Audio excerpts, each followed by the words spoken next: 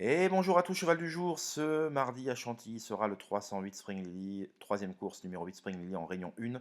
La pensionnaire de Michael Delzangles a 3 courses à son actif et pris en 42 valeurs.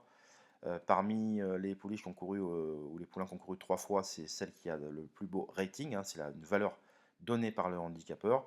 Et donc l'avantage de ces courses à condition par rapport au handicap, puisque j'aime bien faire de la pédagogie, on n'en fait pas suffisamment, même sur ma chaîne, mais surtout ailleurs, c'est que dans des courses, des médaines pour des chevaux n'ayant jamais passé le poteau en tête, eh bien, il y a des chevaux qui sont pris à une valeur handicap nettement supérieure à d'autres, ce qui est le cas ici. 40 pour la pensionnaire de Michael Desangles, 35 pour celle de Gianluca Bietolini, 32,5 pour Monsieur Chimizu, et vous voyez qu'elle court quasiment au même poids. Alors là, il y a la décharge des Filles Santiago, donc ok.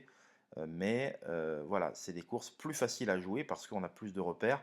Il y a des chevaux qui ont plus de marge, alors que dans les handicaps, tout le monde est censé plus ou moins avoir sa chance. Voilà.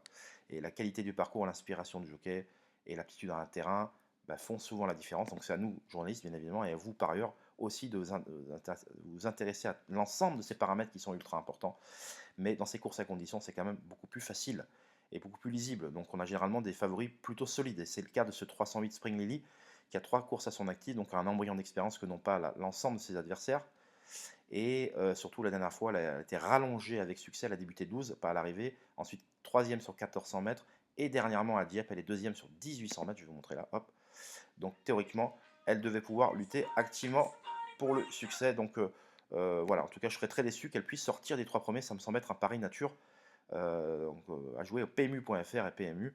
Parce qu'en termes comment dirais-je, c'est beaucoup moins intrusif que de jouer chez soi sur un compte PMU que d'aller se rendre dans les bars où il n'y a pas la notion de, il n'y a pas la discrétion quoi. Et ça c'est pour moi un paramètre également très important, on pourrait y revenir d'ailleurs.